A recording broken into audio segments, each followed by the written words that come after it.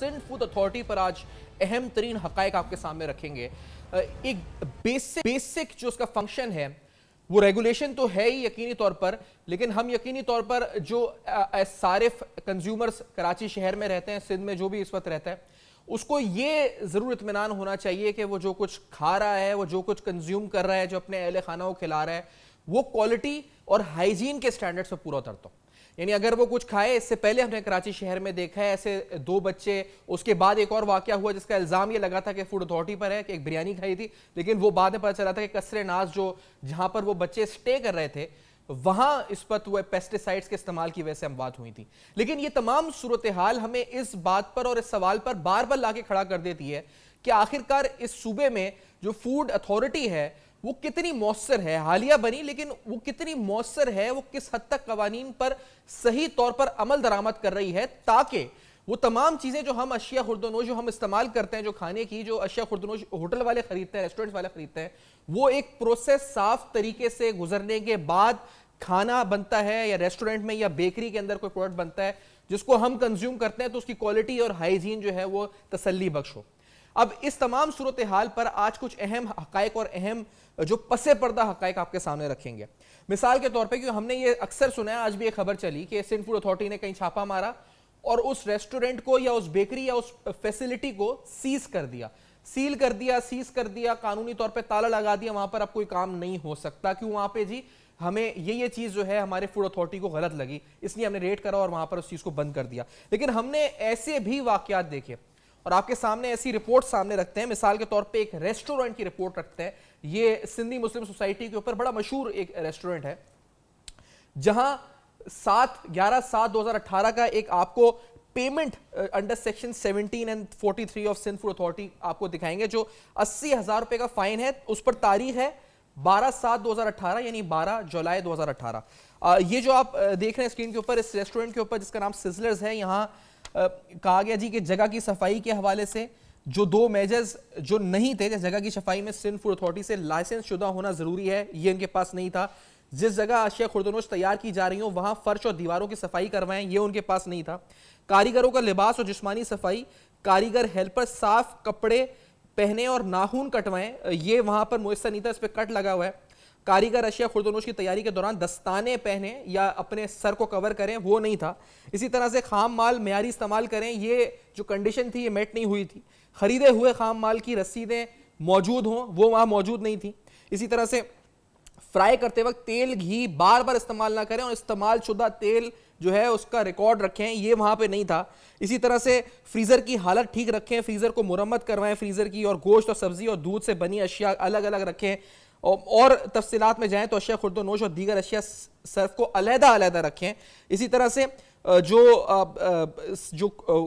कोर्डन्स हैं, यानी जो इस पर जहां ये सामान रखा जाता है उनकी सफाई बाकायदगी से हो। कीड़े मकोड़ों के लिए बड़ा जरूरी बात है, कीड़े मकोड़ों के लिए कीड़े जो अद्वियात होती हैं, पेस्टिसाइड्स का इस्तेमाल जो करते हैं, उसको जो है चूहों बिल्लियों और ऐसी जगह साफ जगह रखें, वो उस पर कट लगा हुआ है कि वो वहां पर नहीं था। कीड़े मकोड़ों मक्खियों का तदारुक के हवाले से जो इंतजाम होते हैं, दीगर इंतजाम का तस्करा भी से मौजूद था।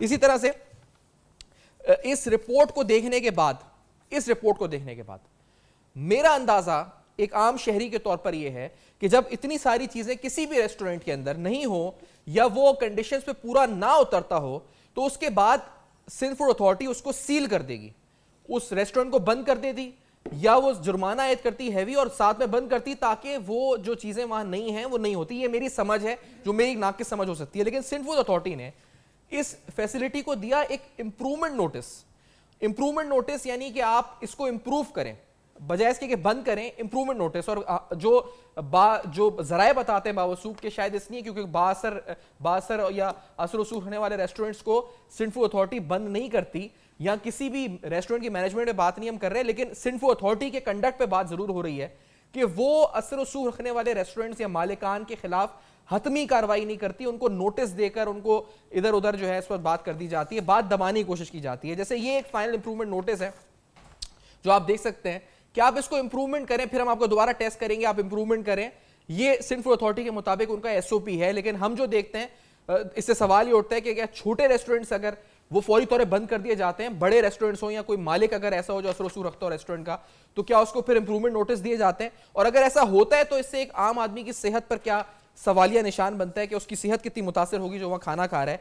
एक और आपको रिपोर्ट दिखाते हैं, और ये रिपोर्ट जो है जी, ये एक बहुत मशहूर बेकरी की रिपोर्ट है, और यहां पर भी इस बेकरी के हवाले से इस रिपोर्ट के अंदर एक टेस्ट हुआ जो वहां पर समोसे इस्तेमाल, इस मशहूर तरीन बेकरी में जो समोसों का इस्तेमाल है, और उस समोसों का जो टेस्ट हुआ उसमें जो वेजिटेबल फिलिंग्स थी जो 300 ग्राम इन्होंने हासिल की, उसकी एनालिसिस रिपोर्ट में हमने देखा कि बाकायदा लिखा गया कि on the basis of above mentioned analysis report the submitted sample is not fit for human consumption. अब ये ह्यूमन कंजम्पशन के लिए फिट नहीं है। ये इस रिपोर्ट में समोसों की फिलिंग्स के हवाले से 21 जून 2018 की रिपोर्ट है, और ये कराची शहर की मशहूर तरीन बेकरी है जिसका तस्करा मैं कर रहा हूं। लेकिन क्या इस बेकरी को बंद किया गया, सील किया गया? नहीं किया गया। तो क्यों नहीं किया गया? इस बेकरी में कराची के, मैं आप शायद बहुत से शहरी जाते होंगे, लेकिन सिंध फूड अथॉरिटी ने इस बेकरी की इस रिपोर्ट आने के बाद कि उसके समोसों की फिलिंग के अंदर ऐसी सब्सटेंस मौजूद है जो ह्यूमन कंजम्पशन के लिए नहीं है, उसके बावजूद बंद क्यों नहीं किया? ये बड़ा इंपॉर्टेंट सवाल है। पानी की तरफ आते हैं, एक टेस्ट रिपोर्ट आपको दिखाते हैं। ये पानी जिसका इस्तेमाल होता है जी, ये पानी भी ऐसा है जिसका इस्तेमाल बड़ा एक कॉमन यूज में आप कह सकते हैं, इस्तेमाल लफ्ज इस्तेमाल कर सकते हैं, होता है। इसकी एक और इसकी टेस्ट रिपोर्ट है जिसके अंदर स्पेसिफिकली जो माइक्रोबायोलॉजिकल एनालिसिस है इस रिपोर्ट का, उसमें एक टोटल वेरिएबल काउंट जो 20% होना चाहिए वो तकरीबन 70% है। कहा यह गया कि इस रिपोर्ट पानी के हवाले से जो आई, इसके बावजूद उस कंपनी के प्लांट को सील या सीज नहीं किया गया। ये भी बड़ा इस पर हैरानकुन सवाल है कि ऐसा क्यों नहीं हुआ। और ये सारे सवाल आप सुन रहे हैं इस पर जो हम उठा रहे हैं, ये सिंध फूड अथॉरिटी के कंडक्ट के हवाले से हैं कि आखिरकार बाज जगह तो ये सवाल आप सुनते होंगे नैब के केस में उठता है कि आपने फला को तो गिरफ्तार कर लिया इंक्वायरी स्टेज में, लेकिन दूसरा जो शख्स है उसको आपने रेफरेंस तक बाहर घूमने दिया, गिरफ्तार नहीं किया। तो क्या ये भी ऐसे कुछ मामला है कि किसी को बंद कर दिया जाता है, किसी को नोटिस दिया जाता है, किसी को इंप्रूवमेंट नोटिस दिया जाता है, किसी को जो कर रहा है वो करने दिया जाता है?